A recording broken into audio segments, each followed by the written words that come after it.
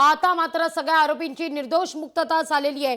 ही निर्दोष मुक्तता होताना 2-3 महत्त्वाचे खरं तर निरीक्षण नोंदवण्यात आली। एक तर IDX प्रसाद पुरोहितांनी आणल्याचा कोणताही पुरावा नाही असं कोर्टानं निरीक्षण नोंदवलेलं आहे। मोबाईलमधून कोणतेही पुरावे आढळलेले नाहीत, फिंगरप्रिंट मॅच झालेले नाही असं देखील कोर्टानं स्पष्ट केलेलं आहे।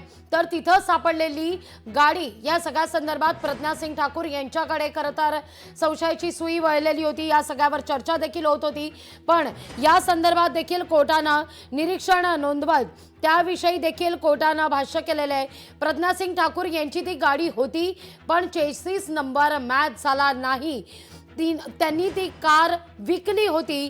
ज्यावेळी त्यांनी गाडी विकली त्याच्या आधीच त्यांनी संन्यास घेतला होता, त्यामुळे त्या या भौतिक जगापासून दूर होत्या असं निरीक्षण कोर्टाकडून आता नोंदवण्यात आलेलं आहे। आणि मालेगाव प्रकरणातील सर्व आरोपींची 17 वर्षांनंतर आता निर्दोष मुक्तता सुद्धा झालेली आहे। या घडीची सगळ्यात महत्त्वाची ही बातमी आपण या क्षणी पाहतोय। बरोबर 11 वाजता न्यायाधीश कोर्टात दाखल झाले आणि 11:02 या प्रकरणाच्या निकाल वाचनाला सुरुवात ही झालेली होती। 11:24 निकाल सुद्धा समोर आलेला आहे। तर या सगळ्या घडामोडींच्या पार्श्वभूमीवर मालेगावमध्ये तगडा बंदोबस्त देखील ठेवण्यात आलेला आहे।